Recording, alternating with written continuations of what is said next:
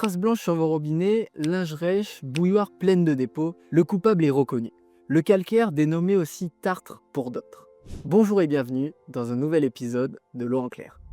Mais qu'est-ce que c'est vraiment? Pourquoi y en a-t-il plus chez vous que chez votre voisin? Et surtout, est-ce dangereux pour la santé? On va tout vous expliquer dans cette vidéo. Le calcaire est un dépôt minéral constitué principalement de carbonate de calcium et de carbonate de magnésium. Ce sont des minéraux qui sont naturellement présents dans les sols et les roches, notamment dans les régions dites calcaires. Lorsque l'eau traverse ces terrains, elle dissout une partie de ces minéraux. Et c'est à partir de là qu'on a ce que l'on appelle une eau dure, riche en calcium et en magnésium, formant le calcaire. Mais vous allez me demander comment se forme le calcaire. En réalité, ce que l'on appelle le calcaire correspond à des résidus de minéraux, principalement issus, comme évoqué précédemment, du carbonate de calcium, qui peuvent se déposer sur les surfaces. Ces résidus se déposent en eau froide, comme dans le réservoir des WC, où l'eau y est stagnante, mais aussi et surtout quand l'eau est chauffée ou évaporée, comme par exemple dans une bouilloire ou un chauffe-eau, car l'eau y monte en température. Mais pourquoi y en a-t-il plus dans votre bouilloire ou votre machine à café qu'ailleurs? Il faut savoir que plus l'eau est montée en température, moins l'eau peut maintenir certains minéraux à l'état dissous. Ainsi, ces minéraux deviennent alors instables, c'est-à-dire qu'ils vont passer de l'état dissous à l'état solide. C'est ce que l'on appelle la précipitation calcaire. Autrement dit, les minéraux se séparent de l'eau et forment de minuscules cristaux solides qui s'accumulent peu à peu sous forme de tartre, expliquant pourquoi plus l'eau est chaude, plus il y a de calcaire qui se dépose. Résultat, ces dépôts blanchâtres se collent aux parois des appareils, réduisant leur efficacité et accélérant leur vieillissement. Et là, je vous vois venir avec votre question, pourquoi j'ai du calcaire chez moi? Comment expliquer que j'ai plus de calcaire que mon voisin? La réponse dépend de plusieurs facteurs. Tout d'abord, votre localisation géographique. Ensuite, la nature des sols dans votre région, mais aussi le réseau de distribution d'eau potable auquel vous êtes raccordé. En France, certaines régions, comme le Massif central ou les Vosges, ont une eau qui est naturellement douce, tandis que dans d'autres zones, comme le Nord, l'Île-de-France ou la Dordogne, sont connues pour leur eau dure. À cela s'ajoute un autre facteur souvent méconnu, le découpage des réseaux d'eau publics. Dans les faits, deux voisins de la même rue peuvent être alimentés par deux châteaux d'eau différents selon le maillage du réseau communal. Si l'un reçoit de l'eau provenant d'une nappe phréatique profonde, peu minéralisée, et l'autre d'une source plus chargée en calcaire. Et la différence de dureté peut être notable et visible au quotidien.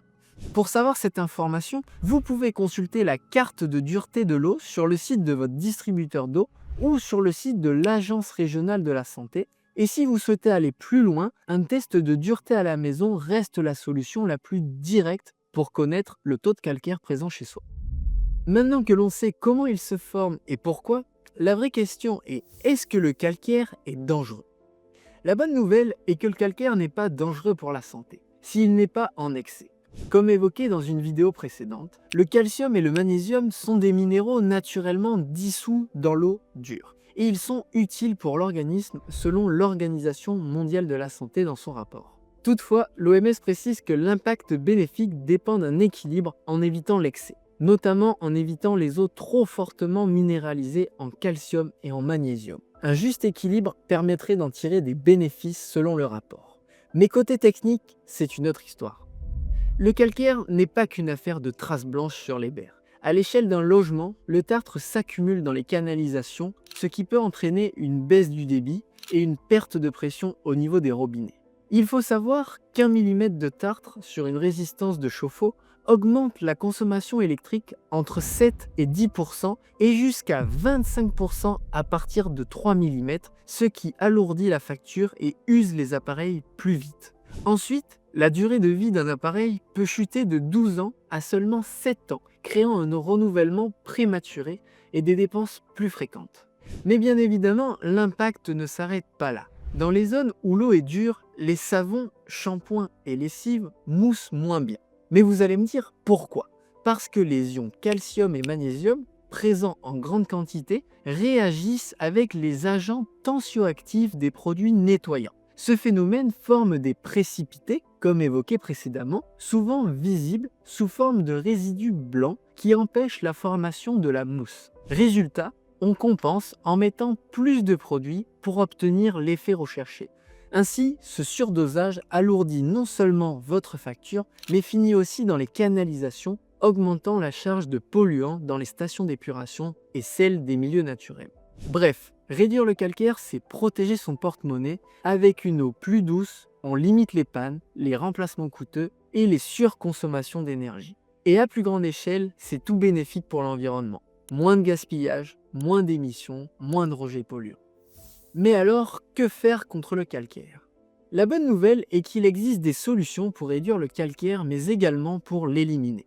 Comme par exemple installer un adoucisseur, ou bien utiliser des filtres anti-tartre sur certains appareils, ou encore installer une centrale de filtration.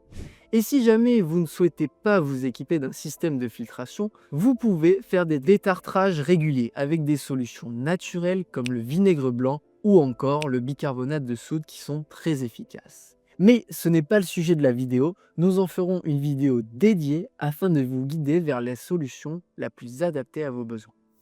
Pour conclure, le calcaire n'est pas votre ennemi, mais il mérite clairement votre attention. Ce n'est pas un polluant, c'est un minéral naturel. Mais, mal géré, il peut user vos équipements, alourdir vos factures et vous faire perdre du temps et de l'énergie.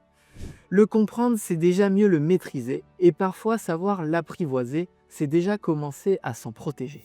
L'eau en clair de Conforeo, c'est déjà fini pour aujourd'hui. On se retrouve très prochainement pour un nouvel épisode. N'hésitez pas à vous abonner à la chaîne pour ne rien louper. En attendant, prenez soin de vous et prenez soin de votre eau. C'était Paul de Conforeo.